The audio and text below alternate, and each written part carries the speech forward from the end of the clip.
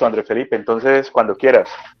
Profe, la cosa es que yo lo hice fue en el cuaderno, entonces no Mm, la habría ya. pues yo lo puedo explicar como lo hice, igual es muy similar a cómo se trabajó en emisor común, porque la configuración para parámetros híbridos es la misma, lo único que cambia es la resistencia equivalente. Vale, vale. No sé si de pronto quieres pegar de pronto las imágenes de lo que hiciste en un tablero y lo miramos el miércoles, la próxima clase. O si quieres yo lo puedo hacer ya, igual no es mucho, no me demoro mucho y ya después lo Dale, miramos. Listo, profe. de una.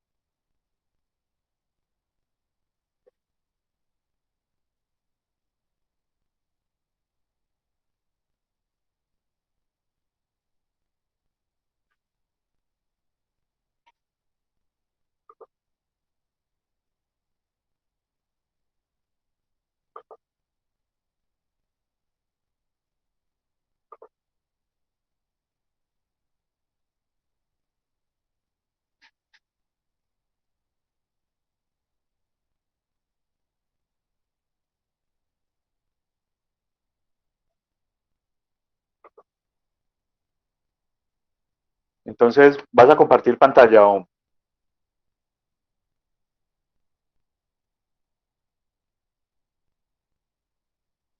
André Felipe?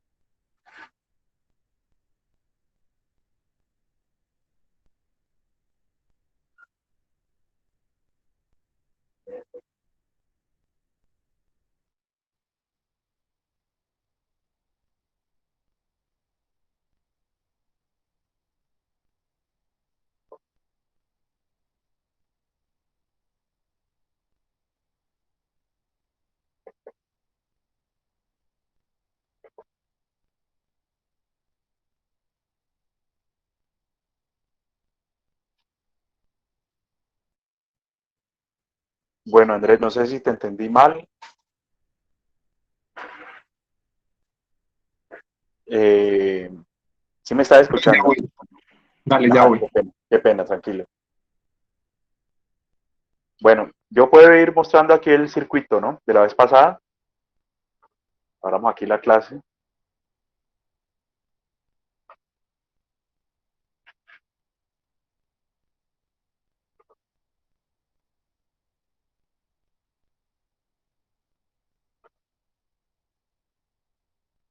Presentemos el circuito.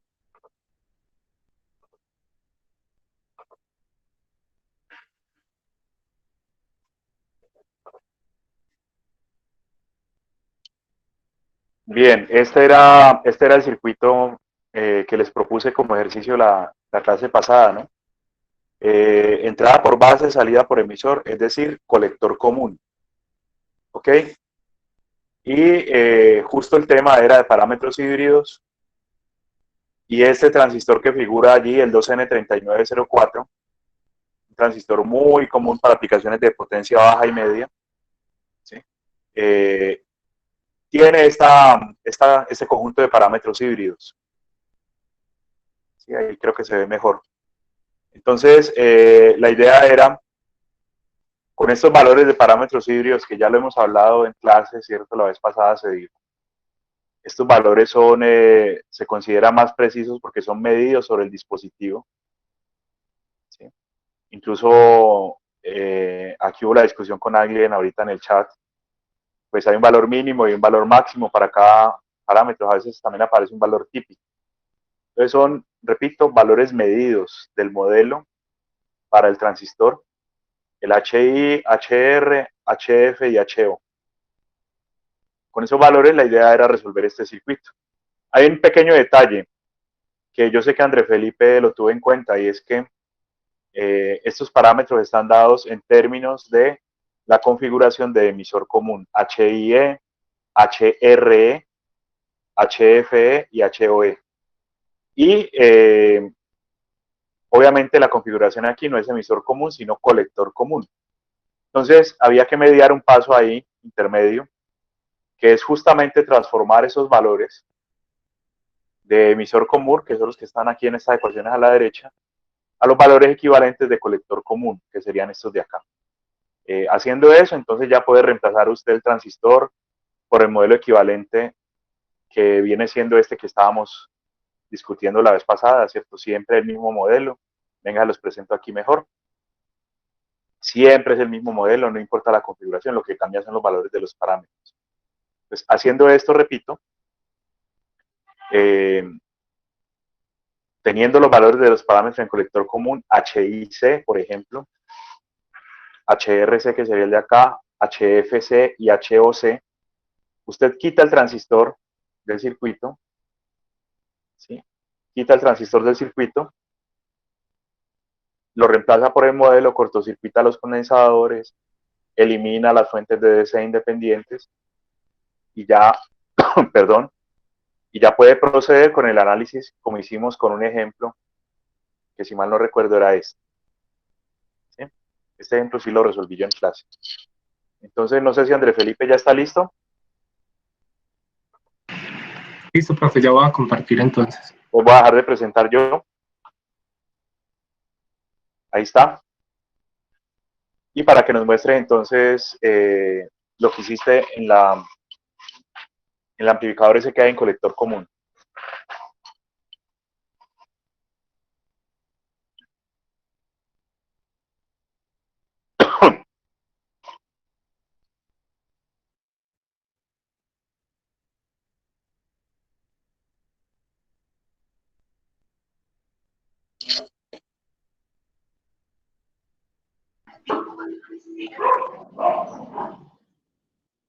Listo, ¿me pueden confirmar, porfa, si están viendo la pantalla?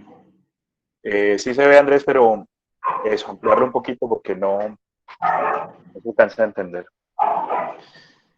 Bueno, de pronto, ¿se ve mejor o no? Sí, ahí mejoró. Listo.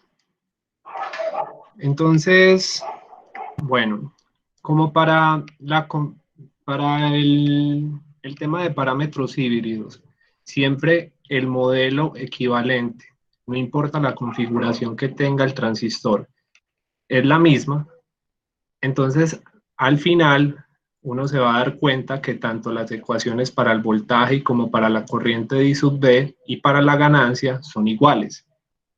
Lo único que va a variar es la resistencia equivalente que hay acá en la malla de salida, pero eso depende ya pues de los componentes que estén conectados a dicha malla. Yo quiero interrumpir, qué pena.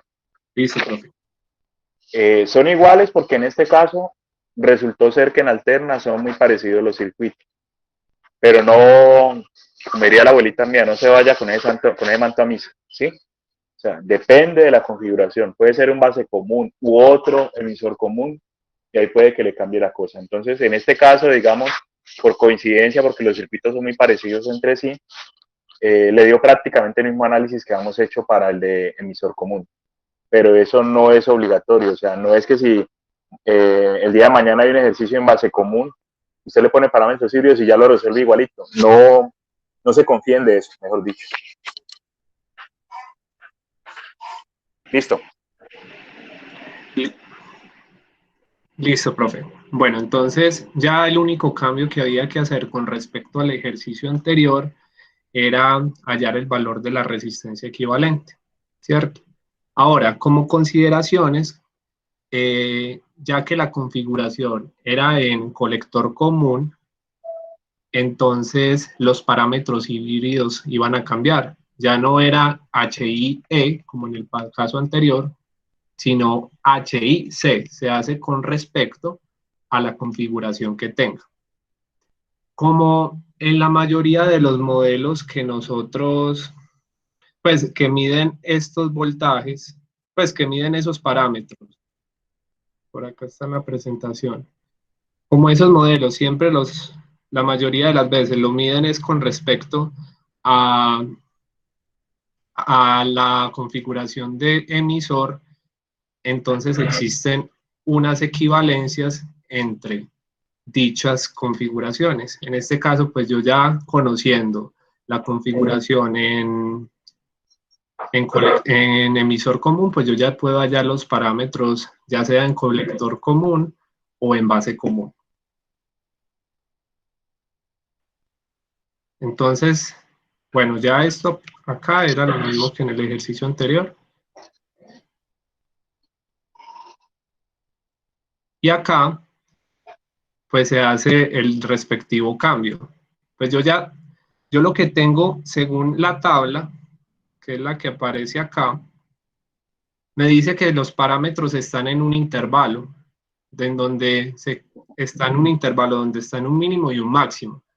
Según la recomendación del profesor, lo que uno busca, si no le dan un valor específico, como un parámetro específico, lo que uno hace es como sacar un valor promedio. Entonces eso fue lo que yo ya hice en cada uno de estos parámetros. Allí pues el Sí, promedio que había entre ellos para poder escoger un valor yo adecuado. interrumpo otra vez ahí. Muchas hojas de datos traen valor mínimo, valor máximo y valor típico. Cuando viene el valor típico es muy fácil porque es el que uno toma. Cuando no viene el valor típico, como en este caso, se toma el promedio porque pues es una forma fácil de extraer el valor de ahí. Esos valores mínimos y máximos y la variabilidad que hay allí tienen que ver con que las pruebas no se las hacen a un solo transistor, ¿no? Las hacen a un lote, ¿cierto? Tomado pues una muestra de toda la producción y dicen pues el mínimo que nos dio, por ejemplo, para HIE es un K y el máximo da 8. Y de ahí es que sacan, digamos, los valores, los rangos de valores. Y viene un típico, a veces pues dicen, no, es que en general el valor del HFE es, por ejemplo, 150 o 100. Entonces, en estos casos, pues, por ejemplo, lo que hizo el compañero Andrés Felipe fue tomar el promedio, que también se acostumbra. Dale. Listo. Entonces, ya una vez identificados los valores que debía tomar, había que tener en cuenta las unidades para cada uno de los valores. Entonces uno se da cuenta que el parámetro HI, E o C, o el parámetro HI en general, siempre tiene unidades de ohmio, ¿cierto? El parámetro R, HR, pues no tiene unidades, pero es muy pequeñito. El parámetro F no tiene esos unidades y es un valor más bien moderado. Y por último, el parámetro O, HO, tiene unidades de Siemens, o sea que es una conductancia, que aunque se represente pues simbólicamente en el circuito como si fuera una resistencia, realmente es una conductancia. Entonces, la conductancia tiene unidades inversas a la de la resistencia. Hay que hacer ese cambio cuando se estén haciendo las consideraciones tanto en la resistencia equivalente como cuando se quiera hallar el valor exacto. Listo, entonces yo ya apliqué aquí las equivalencias que había entre H y E. No se ve muy bien, pero ahí están en la tablita del profesor. Entonces yo ya teniendo H y E, pues entonces yo ya sé que H y C es lo mismo que H y E, que HRC es 1 menos HRE y así sucesivamente. Y ya yo estos parámetros. Luego, entonces para la ganancia, Nuevamente, pues era el mismo, se hace el mismo análisis que en el ejemplo anterior y llegamos a una expresión similar. Y ya después de reemplazar los valores, llegamos a que la ganancia era de 1.0208, que coincide con lo que nos había dicho el profesor, que era aproximadamente 1. De pronto alguna dificultad que tuve durante el desarrollo de este ejercicio es cuando hallé la resistencia equivalente, porque cuando yo ya aplico eh, el paralelo entre esas dos resistencias, pues yo ya sé que como HOC es una conductancia, entonces es 1 sobre HOC.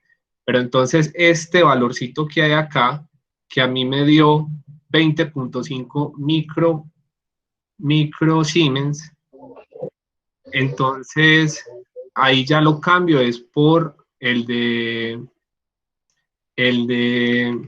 una resistencia normal, porque aquí ya estoy haciendo la conversión, ya coloqué 1 sobre HOC, o sea que esto tiene unidades de ohmio. Entonces ya multiplico RE por 1 sobre HOC, que es este, ohmio por ohmio me da ohmio al cuadrado, y hago lo mismo para el otro término y me da que la resistencia, la resistencia equivalente es muy similar a la resistencia que hay en de la... emisor. Profe, ¿vas a decir algo? No, que es casi que la misma resistencia de emisor. Listo. Entonces ya teniendo en cuenta el, el caso en que se trata de una conductancia, pues ya es más fácil hallar esos valores. Ya finalmente se busca es hallar la impedancia de salida. Entonces, para hallar la impedancia de salida, veíamos que es el paralelo que va a haber entre la resistencia RD y el equivalente de estas dos, pues la impedancia de estas dos. Entonces, La ¿cuál sería? entrada, ¿no, Andrés? Impedancia de entrada. Listo. Entonces, ¿cómo hallábamos este valorcito de acá? Para poder hallar el paralelo, por acá está, el paralelo de las dos resistencias. Entonces, yo sé que es la impedancia que hay acá va a ser igual a la corriente que circula por esa rama, que en este caso es I sub B, por el voltaje que hay en esa misma rama, que como estamos calculando acá ya la impedancia de salida, recordemos que ese voltaje nosotros lo considerábamos como un voltio. Y como consecuencia de eso, pues en la ecuación de ganancia, nosotros ya sabíamos que el voltaje en la salida era igual a la respectiva ganancia. Entonces ya finalmente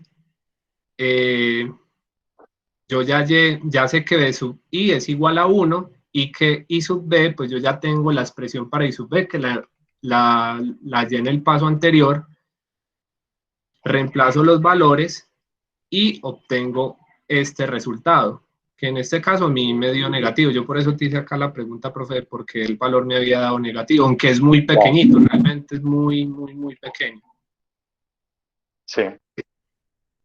Y ya después de hallar el paralelo, encuentro, ahí es solo reemplazar valores, encuentro que la impedancia de entrada es 70.68 kilo ohms. Bien. Y Súbete la de salida, falta. sí, la de salida la tengo, espérate un segundito que la tengo, todavía no la había terminado de pasar. De calcular. Acá está. Entonces ya para hallar la impedancia de salida, como consideraciones era hacer que B sub O sea igual a un voltio y que la entrada, que el voltaje en la entrada sea cero. Haciendo esa consideración, pues yo ya tengo que la corriente I sub O va a ser igual a la suma de estos tres términos, que son, que son la corriente que pasa por esta fuente de corriente, la corriente que pasa a través de H sub O y la corriente que pasa a través de RE.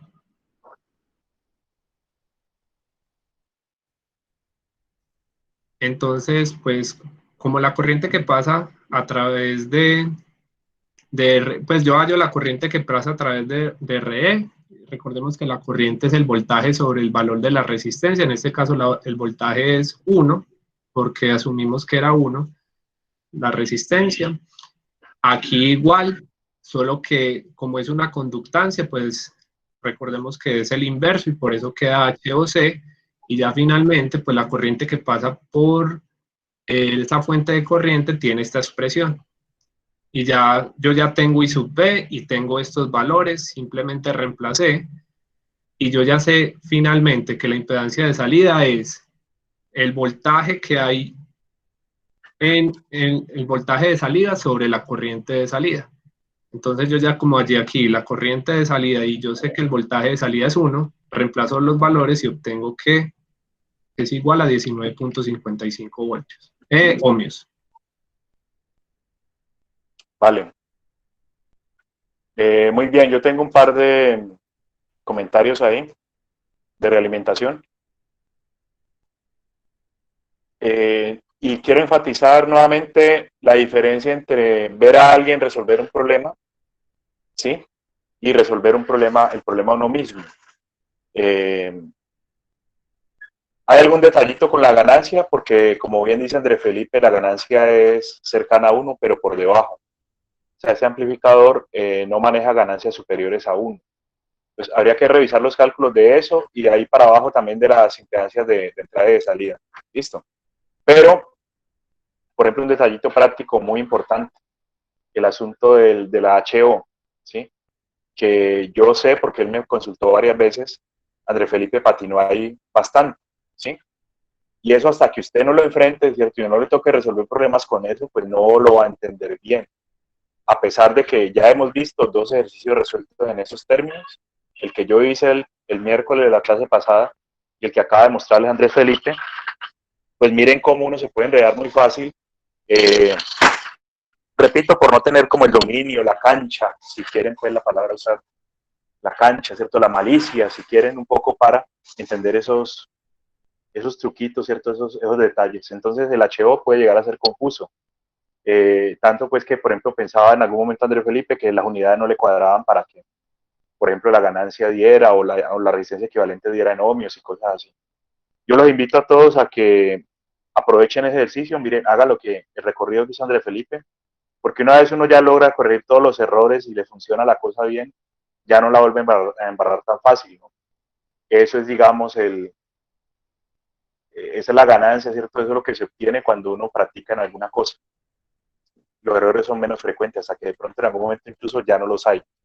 Entonces, vuelvo y le repito, los invito a que de pronto revisen el ejercicio, lo traten de resolver y yo estoy ahí pendiente, digamos, para contestar cualquier duda que tengan. Bien, Andrés Felipe, muchas gracias. Vamos a empezar el tema de hoy. ¿Listo? Básicamente se trata de transistores de efecto de campo, los FETs. Históricamente vinieron después de los transistores BJT, o sea, son dispositivos relativamente más nuevos, o menos viejos más bien, ¿sí?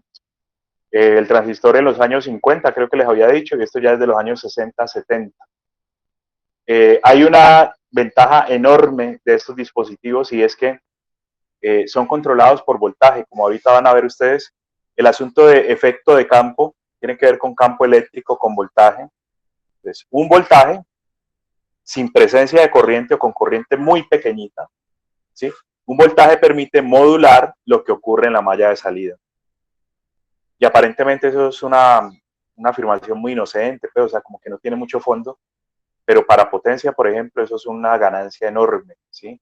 Tanto que entre un BJT y un MOSFET, por ejemplo, de potencia, cualquier diseñador de circuitos de esos conversores le va a decir que prefiere el MOSFET, porque generar o diseñar el control para un BJT sale más costoso, en el sentido de que modular una corriente a la entrada requiere también un gasto de potencia alto. Entonces terminan siendo hasta más eficientes los FETs en ese sentido, que solo son regulados por voltaje. Yo les pongo un ejemplo muy sencillo y de ahí yo creo que podemos sacar conclusiones. Supóngase usted que tiene un motor de DC, ¿cierto? Le quiere regular velocidad a un motor de DC. regularle velocidad a un motor, regularle torque más bien, siendo exactos en el ejemplo. Si yo quiero cambiar el torque de un motor de DC, lo que debo cambiar es su corriente. Entre más corriente tenga el motor en su estator, más torque ofrece en el eje. En el modelito más simple, más sencillo de los motores de DC, el torque ofrecido en el eje es proporcional a la corriente de campo. Listo. Entonces yo quiero controlar con un amplificador un motor de DC. Vamos a exagerar la cosa y a suponer que la corriente nominal del motor cuando está pues trabajando con su carga full es 100 amperios. Listo. Quiero regular una corriente de 100 amperios en el motor de DC. Y vamos a suponer que el beta del transistor BJT, o sea, el que ustedes ya trabajan y conocen, el beta es 100. Listo. Yo quiero regular con un transistor que tiene beta de 100 una corriente en el motor de 100 amperios. Haciendo las cuentas pues así sencillitas, se da uno cuenta que la corriente de base necesaria para poder llegar a los 100 amperios en la salida, por ejemplo un colector común o un emisor común, la corriente de base necesaria para poder llegar a los 100 amperios en la salida está por el amperio, ¿sí? Es más o menos un amperio. Y un amperio, se supone pues que la malla de entrada es la de baja potencia. Pero un amperio, como ustedes sabrán y habrán visto ya, un amperio son corrientes bastante altas y lo que usted está hablando es de electrónica pequeña, ¿cierto? Si usted lo que tiene es un Arduino, por ejemplo, regulando ese motor, que ese Arduino le genere un amperio, no, eso no va a pasar, mejor dicho, no hay un microcontrolador, no hay un Arduino, una Freescale, una tarjeta que genere semejante corriente. Todo porque el beta es 100, ¿no?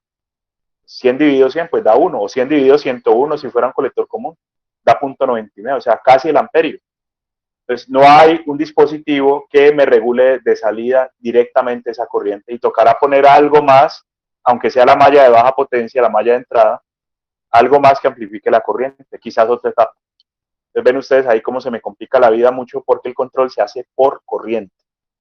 Vamos a hablar ahorita, más adelante en la clase, de cómo el transistor FET evita todos los problemas porque aquí el control o la regulación de la salida ocurre desde un voltaje en la entrada, un mero voltaje, con casi corriente nula o corriente muy parecida a cero, muy despreciable la corriente. Entonces, esa es una gran ventaja. Para aplicaciones de potencia siempre será mejor un FET que un BJT, por lo menos en este sentido. Bien, aquí hay un cuadrito resumen porque es que de FET no hay uno solo, ¿sí? Hay diferentes tipos de FET. La primera clasificación en esta taxonomía que estoy mostrando ahí tiene que ver con la construcción. Hay FETs de unión, como este lado de acá, ¿sí? Y los hay MOSFET, es decir, FET metal óxido semiconductor. Listo. El que vamos a ver hoy es el que está encerradito allí, el FET de unión, el JFET. Listo. En todo caso, siga usted este camino o este de acá. Siempre los FET terminan siendo modelados por una ecuación cuadrática. Uno puede modelar los FET, ya sea de este grupo de acá o de este otro, los termina modelando por medio de una ecuación cuadrática. Sí, ya no es una ecuación lineal, o sea, no es que y C sea beta veces y B, no, ya la relación de una variable de entrada con la de salida termina siendo cuadrática. Hoy vamos a ver sobre todo la de este dispositivo, el JFET. Bien. Entonces, una característica importante de este JFET tiene que ver con el canal, ¿cierto? El canal arranca siempre funcionando a máxima corriente, eso lo vamos a explicar ahorita.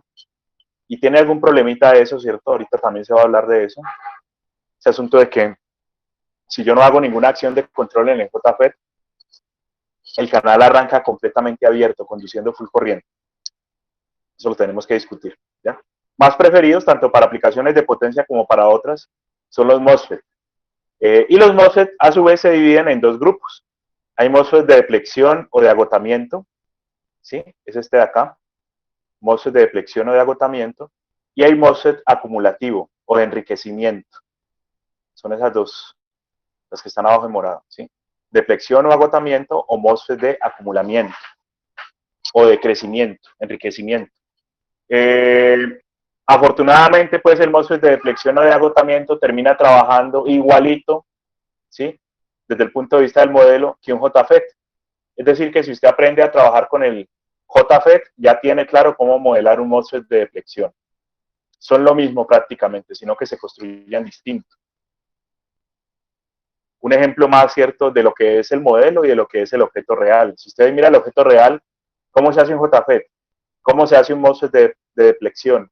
Va y los compara, son completamente diferentes, o sea, en su construcción y lo demás. Pero a la hora de modelarlos, y de trabajarlos en un circuito, yo los puedo tratar analizando de pronto un amplificador y demás, yo los puedo tratar ambos de la misma manera, ¿sí?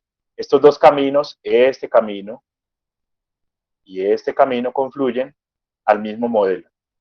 Estos se modelan igual, tanto los JFET como el MOSFET de deflexión. Por otro lado están los MOSFET de acumulamiento. Ahí sí toca usar un modelo diferente porque el comportamiento es también diferente, ¿sí? Y el camino ya me lleva para acá. Entonces el modelo cuadrático para el FET depende de si es JFET o de deflexión el MOSFET, se trabaja con el modelo de acá, y si es un MOSFET de acumulamiento o de enriquecimiento, se trabaja con este otro modelo de acá. Hay un cuadrito más, no sé si alcanzan a leer ahí, luego lo pueden ver en las diapositivas cuando las manden. Casi toda la electrónica de consumo en la actualidad está basada en MOSFET, ¿sí? Y sobre todo MOSFET de este segundo grupo, de acumulamiento. Porque como ya dije, estos tienen un peligro ahí latente en cuanto a aplicaciones de potencia. Lo vamos a discutir ahorita. Entonces, a lo último, ¿cierto?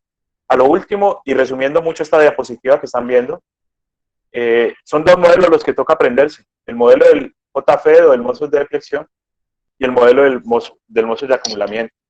¿Sí? Y además porque funcionan distintos, ya lo vamos a explicar. Sobre todo el primero lo vamos a explicar hoy y el próximo, el otro tipo de funcionamiento lo explicamos en la próxima clase. No sé si hasta ahí hay alguna pregunta, comentario. Bien.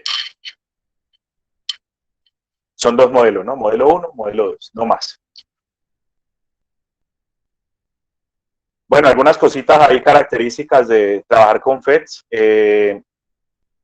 Tanto los JFET como los MOSFET son controlados por voltaje, ¿sí? Mientras que el BJT es controlado por corriente. Creo que ya con el ejemplo que di del motorcito de DC, queda claro pues que es una ventaja que un dispositivo amplificador sea controlado por voltaje.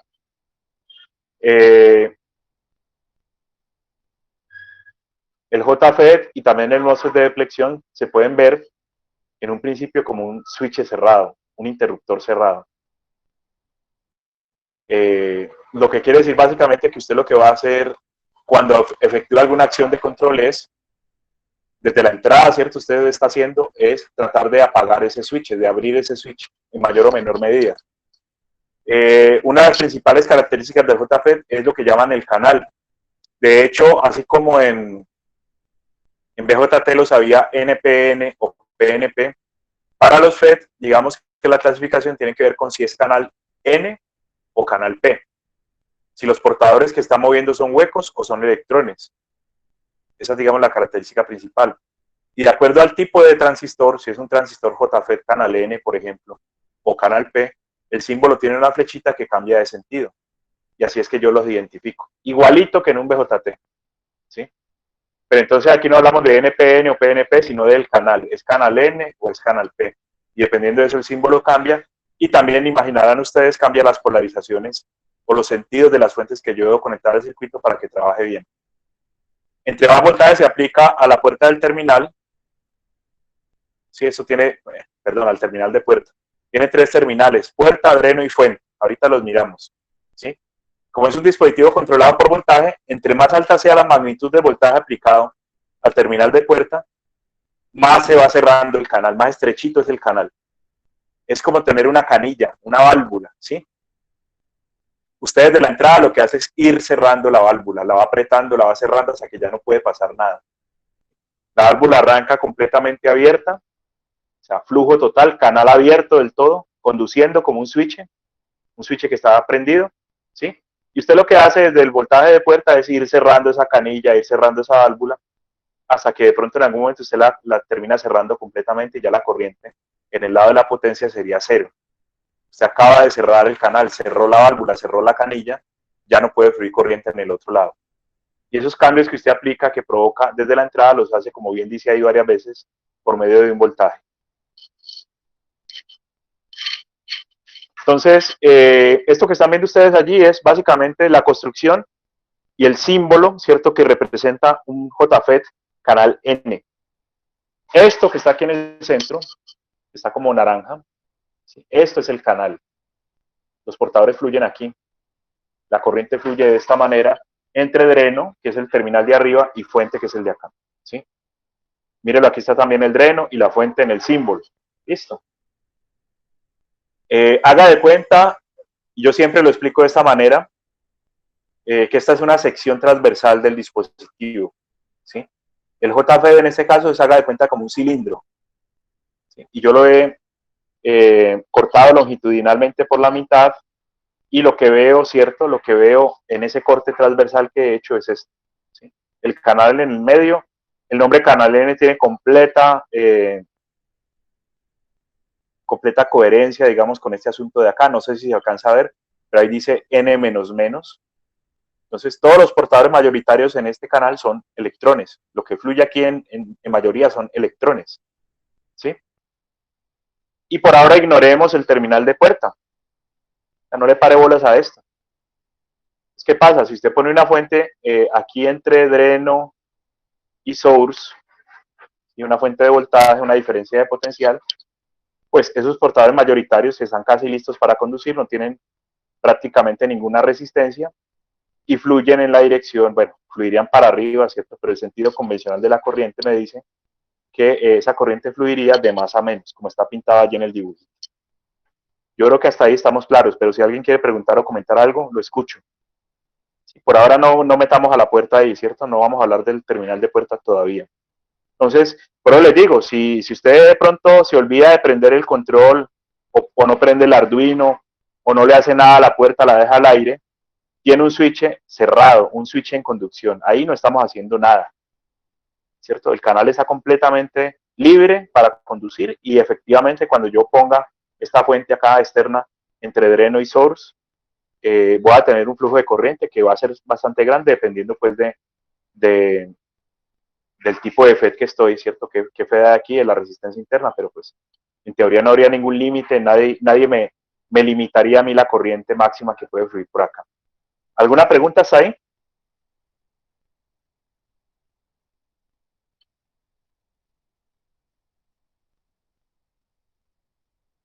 Bien.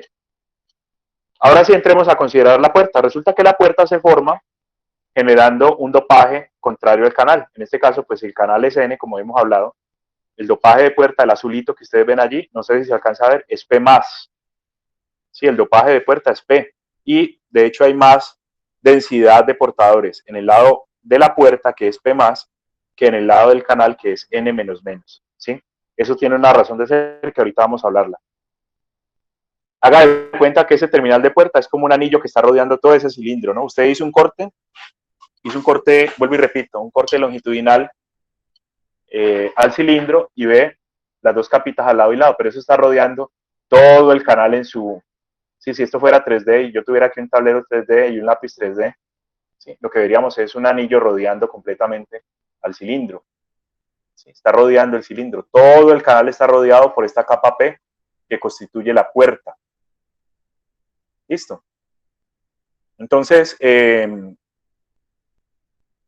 ahí lo que está pasando, lo que va a pasar es que vamos, o la idea es que ese diodo que se forma entre puerta y canal, ¿cierto? Cada que usted junta una capa dopada P, la puerta, con una capa dopada N, el canal, ¿sí?, en este caso, está formando un diodo. ¿Sí? Ese diodo que usted forma entre puerta y canal, la condición para que un transistor FET, JFET, opere bien es justamente que ese diodo quede polarizado en inverso. Bueno, ahí está el canal.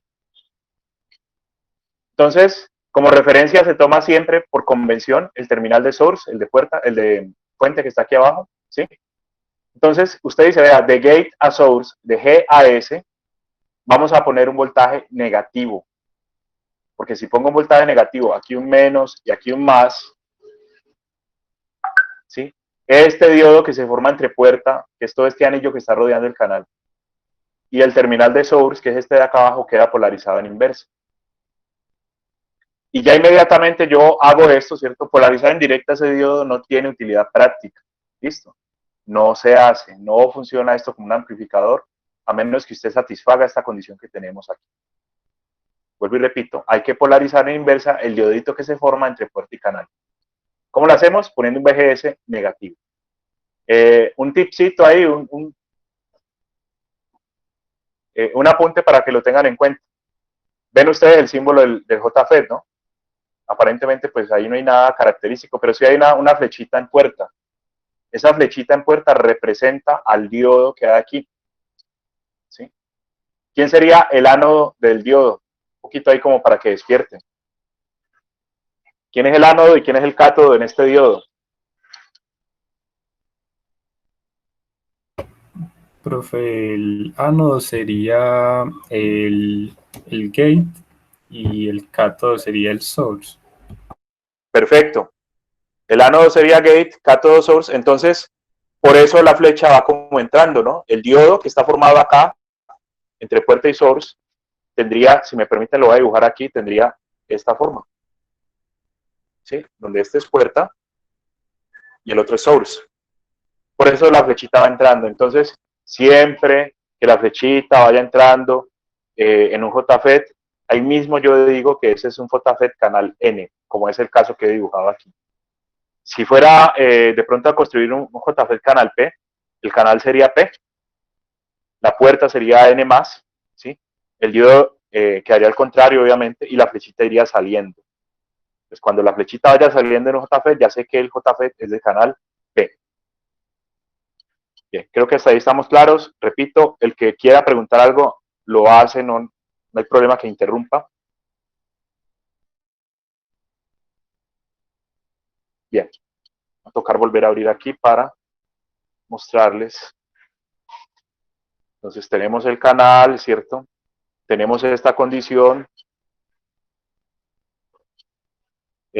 Hay una cosa que mencioné muy superficialmente, pero que es bien importante, y es cuando yo polarizo ese diodo en inversa, como ya les he dicho, polarizar el diodo en directa no tiene ninguna utilidad práctica, aplicación práctica.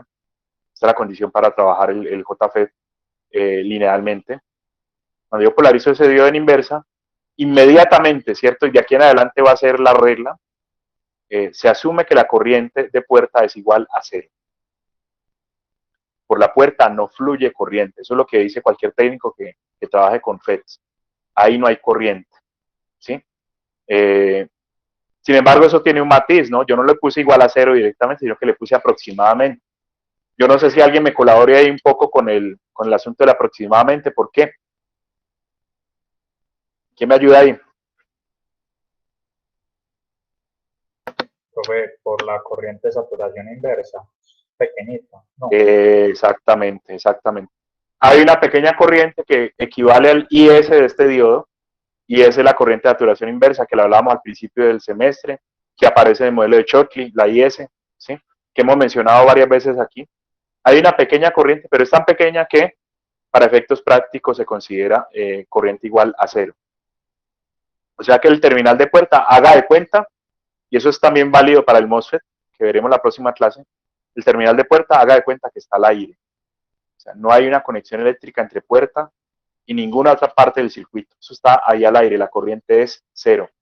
Tan es cierto esto, que los técnicos que trabajan con tecnología o electrónica basada en MOSFET tienen que evitar lo que se llama electrónica estática. Les habrá pasado a veces que se toca a alguien y mismo le pasa corriente o hay una chispita. Sí, eso es pura electrónica, campo estático, ¿no? Carga eléctrica estática, perdón. Eso es pura estática. No sé si a alguien ha tocado ver, por ejemplo, yo estuve en algún momento, me tocó ir a un taller donde reparaban estas plantas telefónicas, ¿sí? Las plantas telefónicas tienen un microprocesador y tienen un montón de switches, pues para hacer las conexiones. No sé si les tocó, pues, pero antiguamente en las películas uno veía que yo iba a llamar a fulanito de tal, entonces tenía que comunicarme primero con una operadora, y la operadora lo que hacía era poner una bananita y quitar otra, ¿cierto? Y hacer la conexión manualmente entre mi línea y la línea de la persona a la que yo quería llamar, hacía la conexión pues de mi línea a la otra. Obviamente, pues en algún momento eso también lo volvieron relés. Yo conocí una planta basada en relés de los años 60. Eso era una bulla permanente todo el tiempo porque los relés estaban activándose. Imagínese usted, por ejemplo, 10.000 abonados, 10.000 personas, ¿cierto?, que tienen teléfono. Por bajito, unas 100 en algún momento pidiendo línea para llamar a otro. Entonces, ese efecto de conectar y desconectar los cables para que este está llamando a este otro, entonces yo conecto aquí, conecto allá para que le dé línea de uno a otro, ese efecto lo hacían con relés, ¿vale? Y luego tuve que ir en Cali a una planta donde reparaban, un tallercito donde reparaban plantas telefónicas, pero ya basadas obviamente no en relés, sino en electrónica. Y todos los operarios cuando se sientan a la mesa de pronto a soldar o a soldar un componente o a medir cosas y lo que sea, lo primero que se hacen es ponerse un guante, ¿sí? Se ponen un guante y ese guante tiene, y es un guante como con hilos conductores, o sea, el guante conduce electricidad, ¿sí? Y el guante tiene un cablecito y un caimán que ellos tienen que conectar a tierra. No sé si alguien de pronto ha visto algo similar. Bueno, ¿qué es eso? Justamente por el asunto de la electricidad estática, yo puedo quemar un FET si le toco los terminales. Esto es también es un tipcito, digamos, ya práctico, porque el terminal de puerta, como les digo, está prácticamente al aire. Pues podría de pronto acumular un potencial muy alto y quemar el transistor. Estos técnicos que les cuento lo que hacían era ponerse el guante, por si de pronto tenían electricidad estática o la acumulaban ahí moviéndose en la silla. A mí me pasa mucho, sobre todo en la silla que tengo en la universidad, que yo me estoy moviendo todo el día ahí sentado, ¿sí? Y cuando me paro y toco la puerta tenga su corrientazo. Entonces, por la electricidad estática acumulada o vienen de la calle o lo que sea, se ponen el guante y aterrizan la mano para que cuando toquen el circuito y de pronto estén manipulando un transistor de eso, no lo vayan a quemar. Entonces, volviendo al asunto aquí, bien importante, la corriente de puerta vale cero. Eso es un mantra aquí. Cada rato lo vamos a estar hablando de esa manera. La corriente de puerta es cero o se asume cero. ¿Listo? Bien. Habíamos hablado entonces de un voltaje puerta-fuente negativo, ¿sí? Un voltaje en este diodo que hay en puerta, vamos a polarizar en inversa. Vamos a polarizar en inversa ese diodo. Y como ustedes bien saben ya de las discusiones que hemos tenido antes, cuando uno polariza un diodo en inversa, la región de deflexión tiende a hacerse más grande, siendo la región de deflexión una región que se forma alrededor de la frontera entre N y P, ¿sí? La frontera entre la región N y la región P, los dopajes pues diferentes. ¿Sí? Y lo que caracteriza la región de deflexión es que ahí todos los portadores están recombinados. Dentro de la región de deflexión no hay portadores libres para conducir, ¿sí? Entonces, no sé si se alcance a ver, me lo confirman, pero ahí se formó una zonita azul o medio verdosa, ¿sí? Que viene siendo la región de deflexión, que se anchó, ¿cierto? Que se amplió por el efecto de esta polarización con un VGS negativo. Listo. Hay un detalle que no había mencionado. Aló, escucho. Me pareció que alguien iba a decir algo. Detalle que no había mencionado, pero que aquí sí se va a volver importante, y es la diferencia de dopajes. La puerta está dopada P+, y el canal está dopado N-. Y otra vez alguna pregunta que he hecho recurrentemente un par de veces en este semestre. ¿Qué pasa con la región de deflexión en un diodo donde los dopajes o la densidad de portadores o la densidad de impurezas está repartida de manera no uniforme, ¿no? Hay un dopaje muy fuerte en la zona de puerta, la región P, y un dopaje débil, ¿cierto? Pobremente dopado, el canal, la parte N. ¿Qué le pasa a la región de deflexión en esos casos?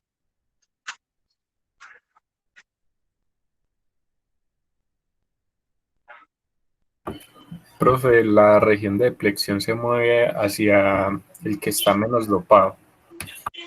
Exactamente, gracias. Entonces, en este caso particular, la región de deflexión se tiraría mucho hacia el canal, ¿sí? La región de deflexión ya no sería, digamos, simétrica, sino que habría una simetría donde gran parte de la región de deflexión estaría ocupando el canal y poca la puerta. Poco la región de deflexión ocupa la puerta.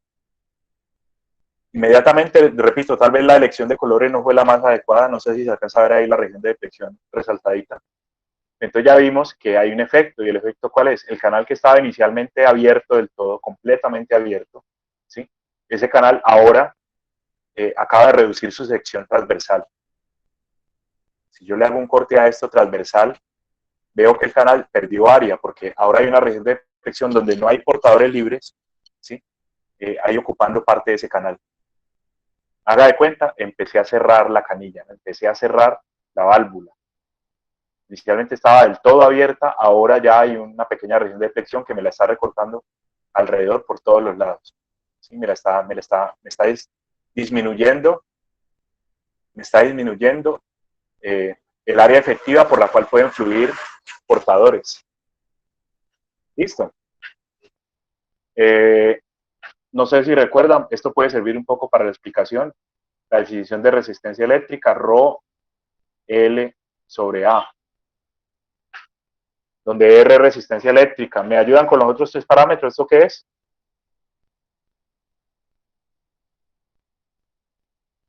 Rho L y A, ¿qué son? R, resistencia eléctrica, es igual a Rho L sobre A. Profe, Rho es la resistividad. Correcto. L, longitud y el área transversal. El área transversal. ¿Qué parámetros estoy afectando yo al cambiar el ancho de la región de deflexión? El área transversal. El área, ¿sí? Le bajo al área. Bajar el área es aumentar la resistencia. O sea, este dispositivo pierde corriente, ofrece más resistencia. Se cierra un poquito el canal. Listo. Habría que decir de todas formas que esto aplica solamente en un rango, esto, lo de las regiones que habíamos hablado en algún momento. En una región solamente aplica esta parte. La región ómica, por cierto, se llama esta parte donde aplica esta ecuación, pero sirve para explicar, ¿no? Si yo ancho la región de deflexión poniendo voltajes más y más negativos acá, si en la medida en que yo aplique voltajes más y más negativos aquí entre puerta y fuente, gate y source, ¿sí? La región de deflexión se vuelve más grande, más grande, más grande, y en la medida en que esa región de deflexión crece en tamaño, el área efectiva del canal se ve reducida y la corriente que fluye por dicho canal también se ve reducida. Ese es el efecto del transistor JFET. Repito, es el equivalente a que usted esté cerrando una canilla. Con la gran ventaja de que cerrar esa canilla, desde el punto de vista del control, no le cuesta ni un vatio. ¿Sí? Usted no consume casi potencia haciendo ese cerrado. ¿Por qué? Porque aquí la corriente vale cero. La corriente de puerta es prácticamente cero, es despreciable. Y claro, como potencia es voltaje por corriente, pues usted no consume prácticamente ni un solo vatio a la entrada porque todo lo que está haciendo es aplicar un voltaje. Eso sí, un voltaje negativo en este caso. Vuelvo y pregunto, ¿estamos claros hasta ahí? ¿Se entiende? ¿Está bien? Profe, qué pena. Sí. Yo no entendí algo, sino que se me cayó Sí. en ese preciso momento. Tú dijiste de que no tenía aplicación un JFET polarizado en inversa, en directa. ¿Pero quién en directa? Quizás eso fue lo que... El diodito. Eso, exacto. Si usted quiere amplificar, o quiere trabajar este JFET como un switch, o sea, para aplicaciones lineales o aplicaciones conmutadas, que son las dos grandes aplicaciones del transistor, el diodo puerta source, puerta fuente, siempre debe estar en inversa. Si usted pone a fluir corriente de la puerta al source aplicando una polarización, digamos, no adecuada, eso ya no le amplifica y no le puede funcionar tampoco como un interruptor. O sea, esto es una condición de operación del dispositivo. Debes polarizarlo en inversa. ¿Sí? Así como cuando yo les decía, vea, es que el BJT, la unión, el diodo entre base y emisor siempre en directa, siempre en directa. De hecho, ustedes ya tienen la cancha de decir, no, es que el voltaje base emisor base es 0.7 decilos de silicio, porque siempre está en directa. Aquí es lo contrario, aquí es diodo puerta fuente siempre en inversa. ¿Listo? Y yo no conozco, hasta donde yo sé, ¿cierto? No hay ninguna aplicación práctica de un JFET con este diodo polarizado en directo. No tiene ningún sentido, pues. Sería un diodo muy caro, ¿no? Sería tener un diodo con 3 terminales, ¿sí? Donde solo uso 2 para hacer rectificación y el tercero ni lo uso. porque este tercero pierde sentido si este video de acá ya me queda polarizado en directo. ¿Está claro? Sí, señor, muchas gracias. Bien. Bueno, como dice ahí, ¿cierto? En la medida en que yo aplico un VGS más y más negativo en este contexto de un canal N, el VGS más negativo amplía, ¿cierto?, el área de la región de deflexión y reduce el área del canal y por tanto la corriente que fluye de dreno a fuente se va a ver disminuida. Profe, Sí, una pregunta. Al claro. polarizar en directa ese diodo, no se puede decir que se tendría un switch. O sea, entre drain y source habría un cortocircuito o no. No, no, no, para nada, porque si usted polariza en directa de puerta a fuente, habría una corriente que puede ser grande aquí fluyendo por el terminal de puerta, ¿sí? ¿Sí? Y el canal completamente abierto, porque ya hemos hablado de que cuando usted tiene el diodo en conducción normal, la región de deflexión es muy angostica, ¿sí? Y no cambia casi de tamaño. El canal completamente abierto y esta regulación de acá de corriente para dreno, pues no se podría hacer. O sea, ya no depende de lo que usted le haga aquí a la entrada. Es que en todos los transistores, BJT, MOSFET, JFET, IGBT, en todos los transistores yo lo que quiero es que lo que yo haga por acá en la entrada, en la salida se vea amplificado. ¿Sí? Y ese efecto usted lo perdió cuando polarizó aquí en directa el diodo, porque aquí en directa ya no hay forma de regularle nada a la salida. La salida quede trabajando a tope, o sea, lo que da la corriente del canal y ya. Que quiero cambiar la corriente del canal, no, mientras tengas ese diodo en directa no vas a poder hacer ninguna regulación. No sé si me explico. Sí, sí, profe. Entonces quedaría el canal totalmente abierto si se tiene el diodo El diodo en directa. polarizado. Perfecto. Ok, profe, listo, Y gracias. sin posibilidad de hacer nada más, ¿no? O sea, usted ya con el diodo en directa no puede regular nada. O sea, perdió el efecto del transistor, que es la regulación de una malla a la otra, digámoslo así. ¿Sí? Perdió ese efecto. Bien, entonces, para el funcionamiento de ese transistor existen dos parámetros. Había hablado de un modelo cuadrático, ¿sí? Y por ser un modelo cuadrático, indirectamente pues aparecen también dos valores, ya no es un beta, por ejemplo, o un alfa el que me da la relación entre la entrada y la salida, sino que son dos valores. Y esos dos valores hay que buscarlos en el manual del dispositivo, ¿sí? El primero es la corriente de saturación, no recuerdo lo que significa la sigla, pero es básicamente la corriente que fluye entre dreno y fuente, ¿cierto? Por la malla de potencia, digámoslo así. Es la corriente que fluye entre dreno y fuente cuando el canal está completamente abierto y cuando hay flujo total. Y DSS. Haga de cuenta que tiene la canilla completamente abierta, ¿cierto? A full a lo que dé y le mide la corriente al transistor en esas condiciones. Listo. Esa es la primera. Entonces, ese parámetro se mide con conducción total. Y el BP es básicamente el voltaje puerta-fuente que provoca que el canal se cierre. Entonces usted arranca, bueno, lo tenía completamente abierto el canal, empieza a poner un voltaje BP negativo en el caso del canal N que veíamos ahorita, BP negativo, negativo, el canal empieza a cerrarse, la corriente empieza a reducirse, va cerrando, va cerrando. Cuando usted vea que ya el canal se cerró, BP es el valor, por ejemplo, en el caso de un canal N negativo que provoca que ya se apague el transistor. Entonces, un parámetro se mide en full conducción y el otro se mide en el apagado. ¿Listo? Son dos parámetros. ¿Cómo se relaciona la malla de entrada con la de salida? Repito, es una ecuación cuadrática, véala, ahí está. La corriente de dreno, que es una variable de salida, es igual a ISS, que es una constante, por 1 menos VGS sobre BP al cuadrado. Tanto ISS como BP son parámetros que proporciona el manual, ¿cierto? Los tiene el transistor. Y si ya lo miramos así, pues me queda una relación entre ID, que es una variable de la malla de salida, y VGS, que es una variable de la malla de entrada. Eso es, ¿no? Ahí tengo, este es el beta, digamos, pero no es un beta porque no es lineal, sino que es cuadrático. Este es la forma en que yo me paso de una malla a la otra. Conociendo VGS en la entrada, uso la ecuación y me paso a la salida para calcular el valor de ID por medio de esta ecuación. ¿Listo? Bien. Ahí está. A borrar ese. Ahí está la ecuación, ¿cierto? Esa es la que, digamos, se tienen que aprender. Y para el modelo de alterna también hay que aprenderse esta misma, porque de aquí sale una derivadita que luego me permite calcular el modelo en AC. Pues, digamos, resumiendo mucho, cosa importante de la clase de hoy, esa ecuación que está resaltada ahí en azul. Me relaciona el BGS, que es una variable que se considera la malla de entrada, con ID, que es una variable de la malla de salida. Bien. Yo grafiqué eso.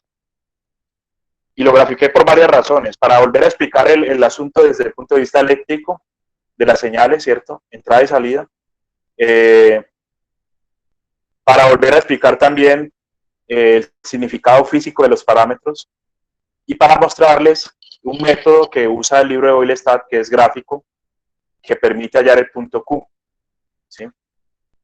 Cuando uno tiene algunos circuitos, no todos, pero sí muchos circuitos con JFET, aparece un sistema 2x2, ¿sí? Dos ecuaciones y dos incógnitas, pero es un sistema no lineal debido justamente a la presencia de esa ecuación cuadrática que les mostraba en la diapositiva anterior. Boylestad no me complica y en vez de resolver eso de otra manera, dice, no, hagamos un método gráfico. Y en ese método gráfico, una de las dos curvas que toca hacer es esta que están viendo ustedes allá animada, que básicamente se llama curva de transferencia. La curva de transferencia es la curva que relaciona la variable de entrada con la variable de salida, o sea, la misma que estoy diciendo, ¿cierto? La que está ahí en azulito. No hemos visto curva de transferencia en el BJT porque sería una recta que cruzaría por cero. Si usted me dice, y C igual a beta y B, eso es una recta que cruza por cero. Ahí no hay como mucho que mirar, digámoslo así. ¿Sí? No es muy exótica, ni muy rara, ni nada complicado de entender, entonces no hay necesidad de hacer curva. En este caso sí la hacemos porque ya es cuadrática y para que podamos entender un poquito, y a la hora de pronto de superponer esta curva con otra, que sí es lineal, ese sería el método gráfico que se propone Boylestad, ¿no? Entonces, superponer esa curva con otra, una segunda curva, una recta más bien, que está asociada con el circuito externo que yo le pongo al transistor. Bien, entonces, pilas, estas no son las curvas características, ni de entrada ni de salida, esto es una curva de transferencia. Cuando yo presentaba el BJT les decía, vea las curvas de entrada, y pintaba la curva de un diodito ahí animado también, ¿sí? La curva de entrada entonces relaciona corriente de entrada con voltaje de entrada. Las curvas de salida, corriente de salida con voltaje de salida. Esta curva se llama de transferencia porque la corriente es una variable de salida, ID, ¿sí? Y el voltaje es una variable de entrada, VGS. Pues no es ni de entrada ni de salida, es de las dos cosas, la corriente de salida y el voltaje de entrada, por eso se llama curva de transferencia.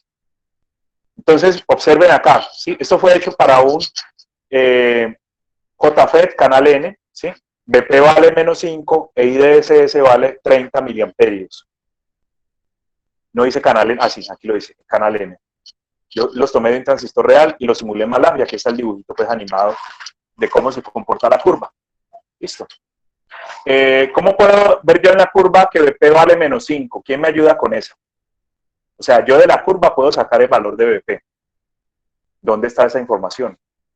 Los escucho. Profe, cuando ya no hay corriente pasando por el canal. Perfecto. ¿Sí?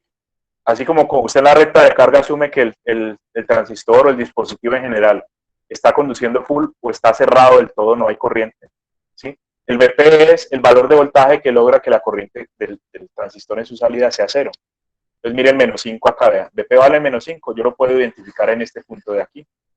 Porque cuando el voltaje VGS llega a menos 5, la corriente está en cero. Ha disminuido tanto que ya está en cero. Y el otro punto, que es el otro extremo, ¿dónde están los 30 miliamperios de IDSS?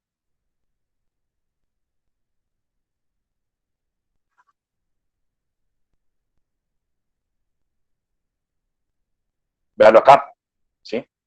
Si VGS vale 0, o sea, usted no ha polarizado la puerta, no le ha puesto nada a la puerta, el VGS vale 0, la corriente es máxima y vale 30 miliamperios en este dispositivo. Véala, aquí está. El cruce, ¿cierto? Con el eje vertical es 0.03, 30 miliamperios. ¿Hay alguna pregunta hasta ahí? Entonces, dos cosas que se deben decir de esta diapositiva. Esta curva se llama de transferencia, porque relaciona una variable de salida con una de entrada, ¿sí? La segunda cosa es que de la curva yo puedo sacar el valor de IDSS. IDSS es cuando BP vale 0, ya aquí está, ¿sí? Y el valor de BP, que es, BP es el valor de voltaje cuando ID vale 0, véalo acá está, ¿sí? Y tercera cosa, y esta es bien importante y se cometen errores a la hora de analizar circuitos y dar resultados raros, porque es que el modelo cuadrático que les presentaba en la diapositiva anterior, el modelo cuadrático, cubre tanto este pedacito que está en azul como este pedacito que aparece en línea punteada. ¿Sí? El modelo cuadrático no tiene, digamos, como una frontera, hasta aquí aplica, ¿no? La cuadrática sigue. Si usted le pone a esto, por ejemplo, menos 7 voltios al cuadrático, menos 7 voltios le da, por ejemplo, 5 miliamperios, digámoslo así. ¿Sí? Puede pasar. Sin embargo, yo creo que ya está claro a partir de lo que expliqué que no es posible tener corrientes en ID más allá del BP. ¿Alguien me explica por qué?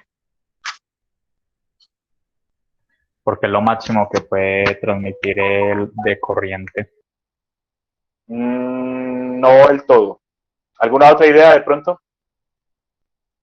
Profe, la región de deflexión ya estaría totalmente cerrada, sin importar Eso. que disminuya más. Mire, exacto. Mire, usted arranca aquí en 0 voltios con VGS. Voy a poner el ejemplo de la canilla, ¿cierto? Arranca con la canilla completamente abierta. Usted no ha hecho ninguna acción de control. Empieza a aplicar voltajes negativos entre puerta y source, puerta y fuente. Aplicar voltajes negativos es ir cerrando la canilla, va cerrando hasta que la cierra del todo, ¿sí?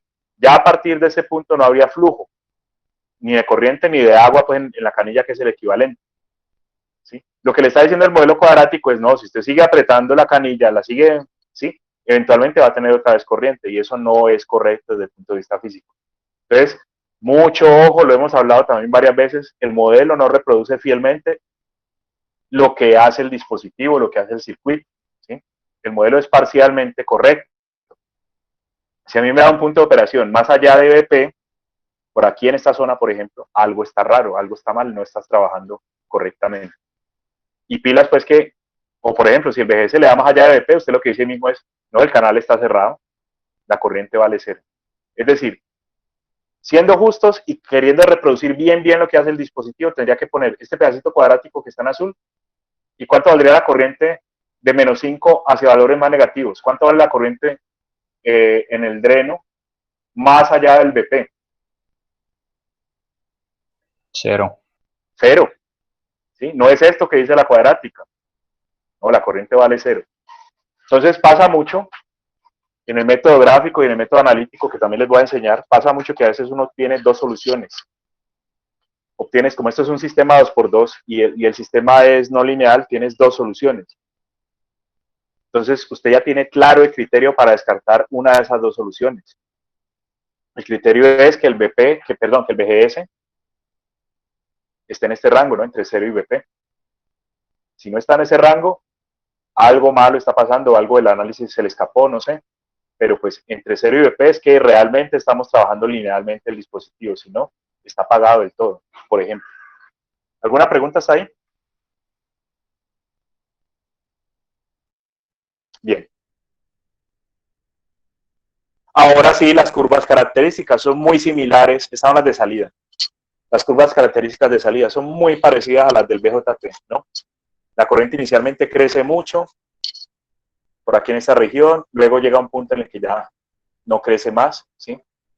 Y nuevamente, el interés nuestro, si queremos una aplicación lineal, es que el punto de operación quede en esta región donde la curva está aplastadita ya, está saturada. Esta primera curva que ven ustedes allí se tomó para VGS igual a 0, o sea, canilla completamente abierta. ¿Listo? No es del todo cierto, pero yo asumo que esta corriente aquí es constante, que esto es plano del todo, horizontal del todo, perdón. Yo asumo que esto es horizontal. ¿Qué nombre tiene esta corriente acá?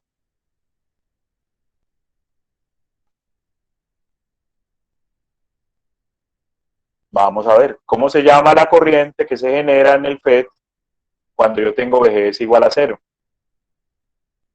Es un parámetro del dispositivo. Si no hay voltaje aplicado, si VGS vale 0, ¿cómo se llama la corriente de salida?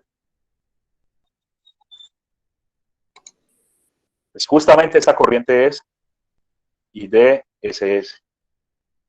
Eso, Juan Sebastián, IDSS. ¿Sí? Y no me interesa trabajar en esta región porque en esta región yo no tengo el control. En esta región el voltaje depende, perdón, la corriente depende básicamente del voltaje. Y es prácticamente lineal. Esta región de hecho se llama región ohmica. Me interesa trabajar es en esta región donde yo sé que la corriente varía según lo que yo le ponga de voltaje a la entrada. ¿Sí? Y es plana, ¿no? No depende del voltaje aplicado a la salida, sino del voltaje aplicado a la entrada. Si yo pongo un voltaje negativo, ya lo van a ver. Véalo, ahí está su voltaje negativo. VGS1 es menor que 0, ¿sí? Entonces, yo controlo desde la entrada con un voltaje negativo lo que ocurre en la salida. Esta región de acá se va a evitar, otra vez, esta región de acá se evita, y procuro siempre que el punto de operación esté en la parte en que las curvas ya se aplanaron. ¿Listo? Si yo sigo aplicando voltajes más negativos, VGS2 es más negativo que VGS1, que es menor que 0, ¿sí? Pues mire cómo VGS2 provoca una corriente más disminuida, más chiquita aquí. Hasta que eventualmente llegó a VP, ¿no? VGS3, que es esta curva de acá abajo, provocó este comportamiento, que prácticamente el transistor está apagado del todo. No hay corriente. Yo diría que si VGS3 no es igual a VP, está muy cerquita ya de serlo, porque prácticamente ya logré apagar el transistor del todo. Y mire, aquí hay una familia de curvas. Si usted mira las del BJT, las de salida, son las curvas características de salida, son muy similares a estas, ¿sí? Y nuevamente mi interés es poner el punto Q en alguna región aquí intermedia, porque en la recta de carga que se forma,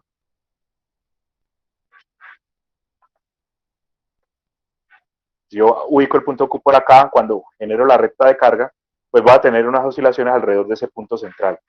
Y me interesa primero que no se pase a la región óhmica, que es la región de acá, y que no se vaya a la región de apagado, que es la región de acá. Es lo mismo, el mismo discurso que hemos venido hablando para el BJT aplica para el FET. Lo único de pronto diferente es el nombre de las regiones. Las regiones cambian de nombre un poquito. Creo que ahí sigue la distinción. Esta región en la cual la corriente crece más o menos proporcional con el voltaje se llama región óhmica. Y tiene sentido, ¿no? Esa es la región en la que aplica esa formulita de que R es igual a ρ L sobre A. Justo ahí. ¿Sí? En la medida en que usted incremente el voltaje, la medida en que usted incrementa el voltaje, tiene incrementos proporcionales de corriente. Esa es la región óhmica. El cambio de la región óhmica a la otra región ocurre porque el canal tiene un espacio limitado, ¿sí? Si no, esto podría seguir creciendo indefinidamente. Me explico. Aquí la corriente crece, va creciendo, pero luego ya, como el canal tiene una región física, ¿cierto? Con unas limitaciones físicas, pues es como tener una fila, ¿no? Una fila muy densa de gente y ya no cabe más gente fluyendo por ahí, ¿cierto? Ya llega un límite, se satura, esa es la palabra, satura, y ya no puede fluir más corriente de la que ya hay. Justamente esta segunda región de acá, bueno, esta es la región de apagado, que es cuando les digo que el canal queda cerrado del todo, ¿sí? Justamente la región, ya te contesto, justamente la región donde la curva se aplana se llama región de saturación. El canal queda saturado, ¿cierto? Ya no da para más y la corriente tiende a ser constante en esa región. La corriente es constante y dependiendo solo de lo que ocurre en la malla de entrada de los VGS que yo aplique por el lado de la malla de entrada. Aparentemente, ¿cierto? Me preguntaban, pero yo reviso de todas formas. Ah, sí, sí era correcto. Sí me estaba preguntando, era por el ancho de esta región óhmica. La región óhmica tiene un ancho igual a BP en magnitud. ¿Listo? De hecho, este transistor es el mismo que estaba viendo, que estaba mostrándole las curvas de transferencia ahorita. Están las curvas de salida del mismo transistor del que estaba mostrando las curvas de transferencia. Entonces, si ustedes recuerdan, el BP de ese transistor era menos 5. Entonces, observe cómo la región óhmica se considera que existe hasta los 5 voltios en magnitud. ¿Sí? El ancho de la región óhmica, y esto yo sé por qué lo preguntan. ¿Por qué me interesa a mí conocer el ancho de la región óhmica? Pues porque de ahí saco la excursión de la señal. ¿Sí? Entonces, el ancho de la región óhmica es la magnitud de BP. En este caso, 5 voltios. Si usted toma valores de BP menores a 5, corre el riesgo, sobre todo por acá por arriba, de que toque la regionómica y ya se le distorsione la señal. Lo que hemos hablado siempre. ¿Sí? Pues el ancho de la regionómica es exactamente la magnitud de BP. Entonces, otra vez tenemos una situación en la que de pronto hay una recta de carga, ¿sí? Hay un punto de operación intermedio en la región de saturación, o sea, en este transistor me interesa es que el punto quede en la región de saturación y que no quede ni muy tirado para arriba, cerca de la región ómica, ni muy tirado para abajo, cerca de la región de apagado. Un punto intermedio entre región ómica y región de apagado para permitir una excursión buena de la señal. Pregunta hasta ahí.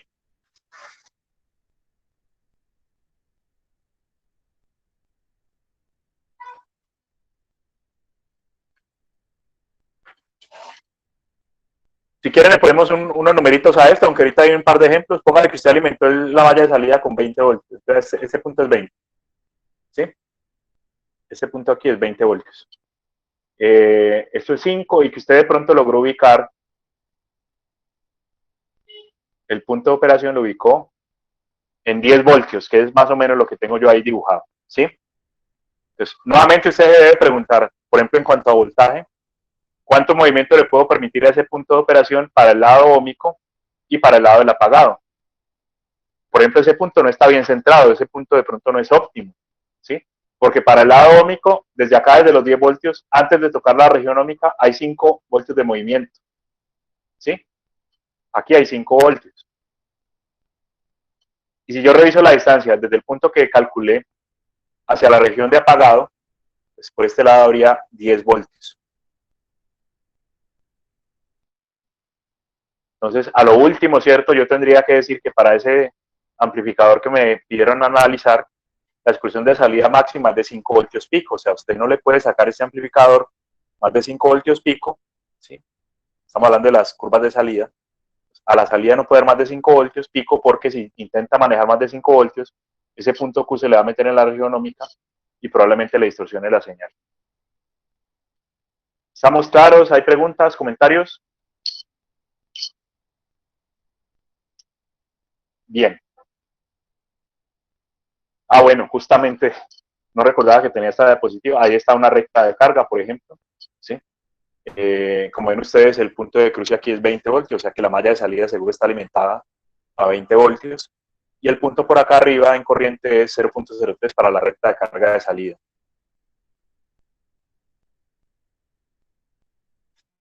Bien, ya habiendo hablado todo esto, estamos listos para empezar a hacer análisis en DC, ¿sí? Que es básicamente la misma cosa. En DC, el amplificador basado en JFET se analiza casi que lo mismo, ¿sí? Empezando por los capacitores de acople, ¿cierto? Los Cs que hay siempre a la entrada y a la salida. Eventualmente hay unos capacitores de acople intermedios que también se asumen como circuitos abiertos.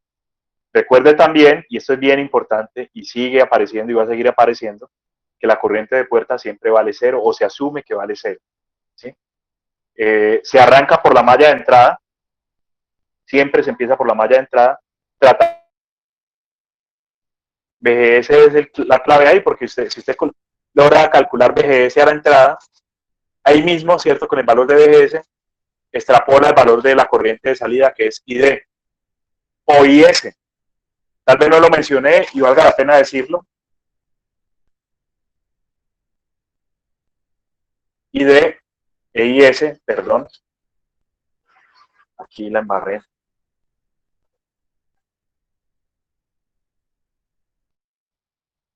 No lo mencioné, está implícito, mejor lo escribo y lo digo. ID e IS son iguales porque dije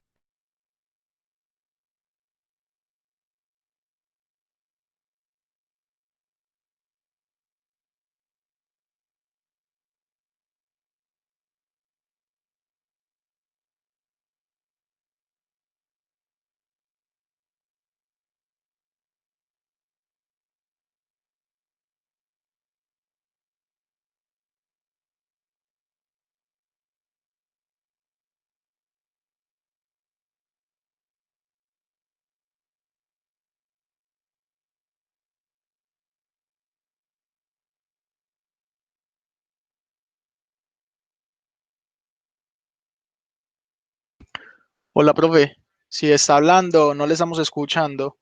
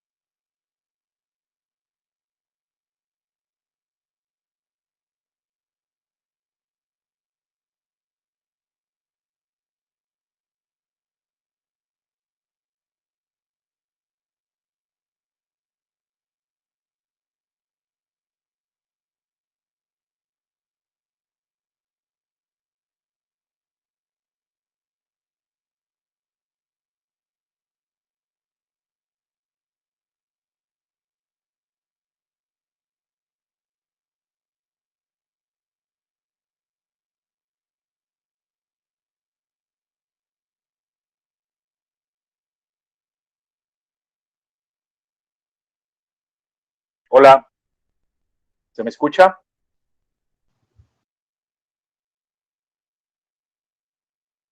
Bien, creo que tengo problemas aquí con el internet. Voy a intentar otra vez meterme desde aquí el PC. Ahí estoy es con estoy es con los datos. Voy a intentar meternos otra vez para compartirles pantalla.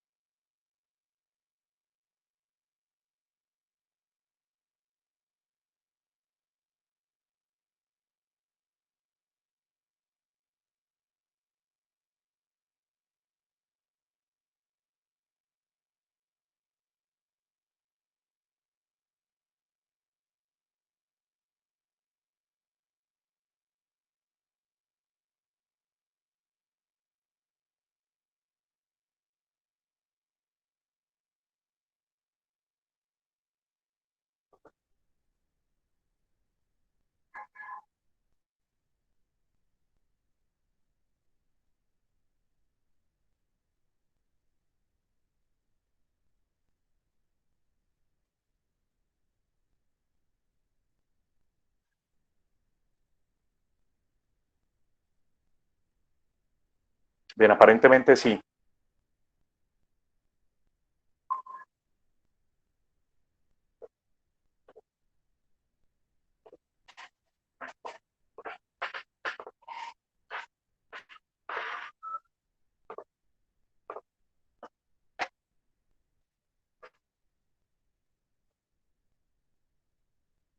Bien, ¿estamos viendo la pantalla todos otra vez? ¿Me confirman? Sí, profe. Bien, gracias. No sé si vieron lo último que hablé, no sé en qué quedó porque no me di cuenta cuando se desconectó el internet. Estaba Profe, haciendo la digamos, diapositiva pasada. Estos son los pasos, Ahí. ¿no? Estos son los pasos. Resumiendo otra vez los pasos, condensadores en circuito abierto, IG vale 0 siempre. Siempre se arranca por la malla de entrada tratando de encontrar una expresión para BGS. Y con BGS, reemplazando la cuadrática que les contaba, me paso a la salida para hallar la corriente, ya sea ID o IS. ID e IS son iguales, que creo que ahí empezamos pues, a tener problemas. ID e IS son iguales. Básicamente porque IG vale 0, ¿no? Pues si IG vale 0, consecuencia de esto, si IG vale 0, la corriente de dreno y la de fuente son la misma. Entonces, con este valor de BGS que usted encontró en la malla de entrada, se pasa a la malla de salida, y luego de pasarse la malla de salida, teniendo la corriente, ya sea ID o IS, calcula con la malla de salida el voltaje de salida. Ya tiene las coordenadas del punto de operación que le permiten averiguar, pues, y mirar lo de la excursión de señal y demás. Yo creo que es más válido, ¿cierto? Como que les representa más a ustedes mirar eso en un ejemplo concreto. Entonces tenemos esta configuración, un amplificadorcito muy simple. ¿Qué configuración tenemos allí? Yo creo que ya con la experiencia que tienen del BJT lo pueden decir directamente, ¿no? ¿Quién es el común ahí? el source. Source es el terminal de abajo, ¿no? Eso también lo preguntan frecuentemente por convención. Cuando uno dibuja un JFET, se asume que el de abajo es el source. Entonces, porque no hay ninguna diferencia topológica o en el diagrama o en el dibujo que diga que eso es source. Se asume que es el de abajo. Listo, entonces tenemos un fuente común, ¿no? Source común, common source. La entrada está aplicada por puerta, la salida está tomada del dreno. Entonces, el tercer terminal, que es el source, es el común. Recuerde que la corriente de puerta se asume 0. Por lo tanto, en DC, si la corriente de puerta es 0, aquí no hay capacitor porque es un circuito abierto, ¿sí? El voltaje de puerta básicamente es 0 también. ¿Sí la ven? Eso es lo que estamos diciendo aquí. El voltaje de puerta es 0. Si la corriente de puerta, la corriente de entrada es 0, por aquí por esta resistencia no se cae ningún voltaje. Entonces, tenemos un voltaje de puerta igual a 0. No hay condensadores de acople, vuelvo y repito, y planteamos la malla de entrada. Entonces la malla de entrada dice, no, es que yo necesito, siempre queremos encontrar el BGS, necesito voltaje puerta fuente. Necesito el voltaje puerta fuente, entonces ya sé que BG vale 0, planteemos cuánto vale BS. BS básicamente es menos IS por RS. Perdón. BS es IS por RS y el menos viene a dar con la condición de que BG vale 0. Entonces, BG que es 0. BG menos BS da menos IS por RS o menos ID por RS. Entonces ya tengo una expresión. Sin embargo, el problema aquí es que el BGS, que era lo que estaba buscando para poder pasarme a la salida, me queda en términos de una variable de salida que es ID.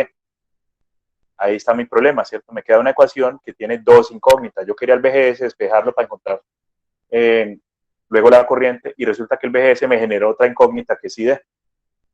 Entonces tengo un problema con dos incógnitas y una sola ecuación. La segunda ecuación, bueno, y lo puse en términos de ID por una razón que va a quedar clarita ahora más adelante. Entonces despejé ID y ahí lo tengo. ID es menos BGS por RS.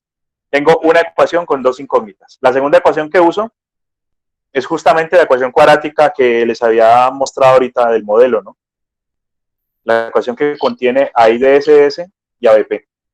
Listo. Ahora tengo sí un sistema con dos ecuaciones y dos incógnitas. El problema es que la segunda ecuación es no lineal, es cuadrática, y eso toca resolverlo al mismo tiempo. ¿Por qué despejé ID? Eso es un consejo, ¿no? Esto no es obligatorio, pero lo aconsejo mucho. ¿Por qué despejé ID? La respuesta es que en este sistema no lineal la forma de resolver esto es por sustitución o igualación, y lo que hay que eliminar de estas expresiones es justamente A y D, por eso la despejé acá. ¿Y por qué me interesa eliminar A y D? La respuesta es para que la solución o soluciones, realmente son dos, las soluciones que me dé este sistema queden en términos de BGS. ¿Y por qué necesito que las soluciones me queden en términos de BGS? Porque yo sí sé, o tengo un criterio bien claro de cómo descartar una de las dos soluciones a partir de BGS. No sé si esa cadena de cosas que acabo de describir se entiende o no. Los escucho. Entonces, mire, resumo otra vez toda la diapositiva. Planteando la malla de entrada con las reglas que di, elimino los capacitores, la corriente vale cero, no sé qué tan. Planteando la malla de entrada, me queda una expresión para BGS dependiendo de la variable de salida, que era la que iba supuestamente a buscar después. Entonces, me queda un sistema con dos incógnitas. Ya habiéndolo llevado así, a BGS dependiendo de ID, podría usar la segunda ecuación. Pero antes de eso, despejo ID, ¿sí? Para, por ejemplo, hacer una igualación aquí. Igualo ID y la elimino del sistema. Eliminando ID, la única expresión que me queda es BGS. Y la única incógnita que me queda es BGS. Y con BGS yo sé cómo descartar soluciones, porque yo ya sé que el BGS, más allá de BP, más negativo que BP, por ejemplo, en un canal N como estos, no sirve. Entonces, eso que están viendo ustedes allí es la primera ecuación, la primera expresión. ID es menos BGS sobre RS. Y ahí está superpuesta la segunda expresión, que es la cuadrática. ¿Cuántas soluciones tiene ese sistema 2×2? Tiene dos soluciones. Esta de acá, el primer cruce, y un cruce que ni siquiera quise pintar, que está por acá, afuera de la gráfica. ¿Sí? Entonces, nuevamente, ¿por qué elimino ID de las expresiones? Porque yo para BP, para este valor de BP, que es el cruce entre ellas, este valor de BP, tengo un criterio. Si BP está más negativo, perdón, si BGS es más negativo que el BP, no me sirve. Un BGS por acá no sirve. Ningún BGS por este lado de acá sirve. En cambio, si BGS en magnitud es menor que BP, que fue una cosa que discutimos ahorita, esa solución sí es válida. ¿Listo? Entonces, esa es la razón por la cual elimino ID de las dos expresiones. De pronto, igualo esas dos, saco la cuadrática aquí para BGS y resolviendo me da dos soluciones, descarto la que no cumple con el criterio. Venga, lo escribimos aquí. Yo creo que ahí está puesto el criterio. Claro, aquí está. El criterio es que BGS en magnitud siempre debe ser menor que BP. De esa manera descarto soluciones. Y el punto de operación para BGS y para ID, una variable en la entrada y otra en la salida es menos 3,1, en este caso concreto, pues menos 3,1, 9,4 miliamperios. No sé si hasta ahí hay alguna pregunta.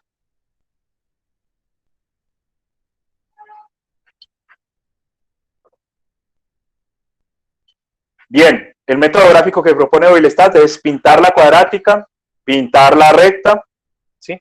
En un papel milimetrado, y de ahí, cierto, sacar el punto común, el intercepto. También digo pues que la versión de Oilestat que yo tengo es de los años 90, es viejita más bien. No sé si todavía en versiones nuevas lo siga haciendo con el método gráfico. Aquí lo que habría que hacer es igualar esas dos expresiones, si lo quiere hacer analítico, pues por álgebra, igualar esas dos expresiones, hallar la cuadrática para BGS y de la solución descartar la que no cumple ese criterio. ¿Listo? Profe, una pregunta. Sí. IG lo aproximamos a 0, pero Sí. más o menos qué magnitud tendría, entre qué magnitud estaría IG. Pues ¿hay algún caso en el que sea práctico tomarla diferente a 0? La respuesta es no. Yo no conozco, ¿cierto?, ninguna aplicación de potencia, y en el libro, por ejemplo, no va a encontrar ningún caso en el que decían tomar IG distinta de 0. Y con respecto al orden de magnitud, estamos hablando de 10 a la menos 9, 10 a la menos 11, 10 a la menos 12 amperios, que es justamente el orden de magnitud que tiene IS en un diodo polarizado en inverso. Una corriente muy chiquita. Entonces, le repito, en términos prácticos no conozco, no he visto ningún ejemplo en el que se tome IG distinto de 0, ¿vale? Ok, profe. Bien, exceptuando el asunto de la cuadrática, pues, y de que a veces toca resolver eso simultáneamente, eso es prácticamente lo mismo que ya vimos, ¿no? Planteo la malla de entrada, tratando de hallar una variable, con esa variable me paso a la otra malla, y una vez en la malla de salida, pues miro cuánto vale el voltaje, ¿sí? Entonces, justamente eso es lo que sigue acá. Bueno, ahí está todo lo que ya hablamos, ¿sí? Ya encontré BGS e ID. Ahora planteo la malla de salida. Observe que la malla de salida dice básicamente que la caída de voltaje en el transistor BDSQ, esa es la otra coordenada que ando buscando. La coordenada de voltaje es de dreno a fuente, ¿cierto? Porque la corriente fluye hacia abajo. BDSQ es el total que es BDD, claro, acá está, total que es BDD, menos la caída aquí y acá. ¿Sí? Pero como yo ya conozco la corriente, porque la acabo de calcular con esa cuadrática que resolví en la diapositiva anterior, pues ya todo está dado, ¿cierto? El voltaje total menos la corriente que tengo por la suma de RD con RS. Acuérdense que ID fluye tanto acá arriba como acá porque estamos asumiendo que la corriente de fuerza vale 0. Entonces aquí ya me da la coordenada de voltaje y listo.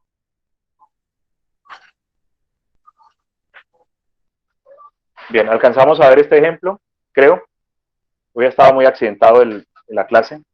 Mire lo que tenemos. Tenemos esta mallita a la entrada, ¿sí? Tenemos, ¿qué configuración creen ustedes? ¿Cómo le ponemos a esta configuración que hay aquí? ¿Quién me ayuda? Nombre.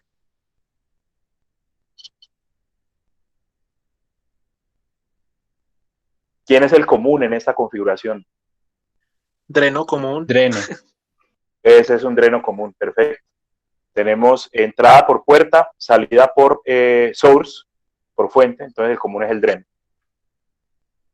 Observe, ¿no? Otra vez, empiezo siempre planteando la malla de entrada. No tengo los condensadores aquí, están en circuito abierto. La corriente aquí se asume 0, ¿sí? Y bueno, como aquí no hay corriente, aquí tampoco hay corriente, aquí lo que hay es un divisor de voltaje, ¿cierto? Un voltaje en R1 y un voltaje en R2 y no más.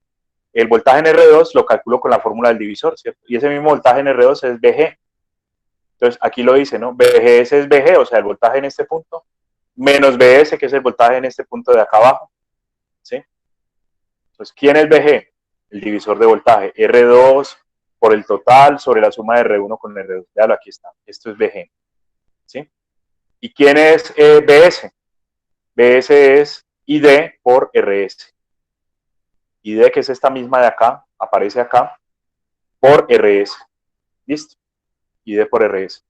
Esta es una ecuación de una recta.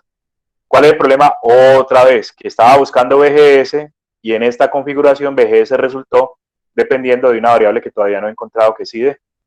¿Sí? Pero yo tengo otra expresión que relaciona ID con VGS. Bueno, hago el despeje que les recomiendo hacer siempre para poder eliminar de la ecuación ID. ¿Sí? Esto no es una camisa de fuerza, pero yo lo acostumbro a hacer y funciona bien. Despejo ID y me queda así. Y la otra formulita es la que dice, pues la cuadrática, ¿no? ID es IDSS por 1 menos VGS sobre VP al cuadrado. Un sistema, dos ecuaciones, dos incógnitas, pero el problema es que no es lineal. Al no ser lineal, entonces toca resolverlo por igualación o por sustitución. Entonces, igualo aquí las dos expresiones y lo que necesito encontrar es VGS que satisfaga simultáneamente las dos ecuaciones, ¿sí? Nuevamente, si nos vamos a una solución gráfica, pues ahí está la recta, ¿cierto? No sé si recuerdan que el intercepto de la recta para el circuito anterior era el origen, aquí hay un intercepto distinto de 0. ¿Sí? Ese intercepto distinto de 0 es consecuencia del divisor de voltaje que había en este circuito que no lo había en el otro. ¿Sí? Hay un intercepto distinto de 0, hay una pendiente ahí. Aquí está la cuadrática superpuesta, ¿sí? VGS 0, menos 1, menos 2, menos 4, menos 6. Creo que para el problema era un VGS, un VP de menos 6, ¿sí? Y nuevamente, sin pensarlo mucho, ahí claramente se ve que hay dos soluciones, esta de acá y una por acá adelante. ¿Sí? Y nuevamente, claro, si yo planteo mi sistema de ecuaciones en términos de VGS, con el criterio que ya les había dado, ¿cierto? La magnitud de VGS tiene que ser menor a la magnitud de VP, con ese criterio, hallo el punto de operación, que en este caso es menos 2.2 voltios para BGS y 15.8 miliamperios para ID. ¿Sí? Ya con eso resuelto. Ah, bueno, me faltó. Ahí se los dejo pues para que lo terminen. Falta la malla de salida, ¿no? Acabé de hallar el ID, 15.8 miliamperios. El total del voltaje, BDD, menos 15.8 miliamperios que ve aquí, por RS me da el voltaje aquí en el transistor. Y esa es la coordenada que yo miro para calcular excursión. Bien.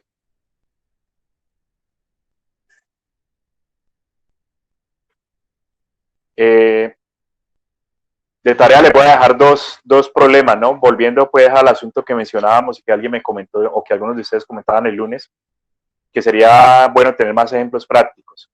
Entonces, tengo un amplificador en puerta común, no se usa mucho, pero igual lo podemos mirar, ¿cierto? Estos transistores en puerta común no se trabajan mucho, pero igual, por ejemplo, en el libro hay ejemplos de eso.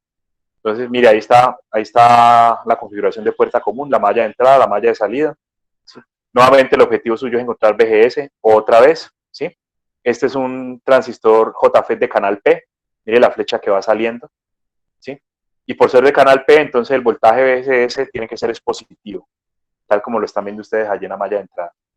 Entonces, ahí les queda de tarea, ¿listo? Encontrar las expresiones para el punto de operación. Aquí es muy fácil, en este caso. Y la otra tarea es un caso ya práctico y comercial. Esto es un preamplificador de audio basado en JFET. Listo.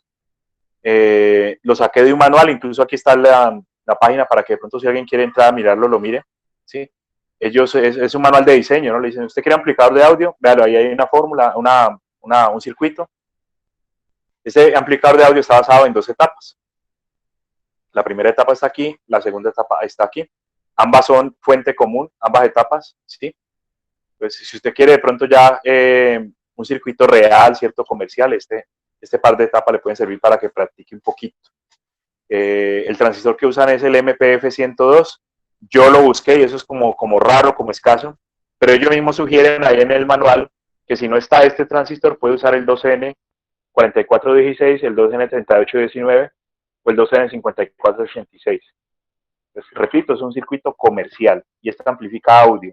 La ganancia la ajustan aquí en el terminal de salida con un potenciómetro. Bien, falta una cosa, ¿no? ¿Qué le queda faltando a este tema del JFET? ¿Qué no se ha hablado hoy? Análisis AC.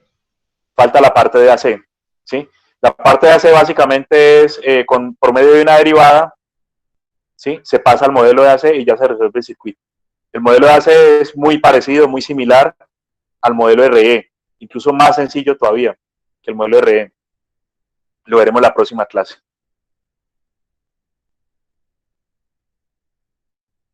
Bien, no sé si hay preguntas, alguien quiere mirar otra vez alguna cosa de lo que estábamos describiendo ahí en las diapositivas, yo los escucho.